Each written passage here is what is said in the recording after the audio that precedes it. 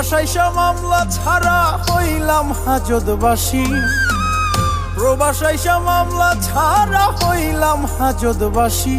আমি কপাল পোড়া দুঃখী, মনটা থাকে বাংলাদেশে, দেহটা প্রবাসী। আমি কপাল পোড়া দুঃখী, মনটা থাকে বাংলাদেশে, দেহটা প্রবাসী।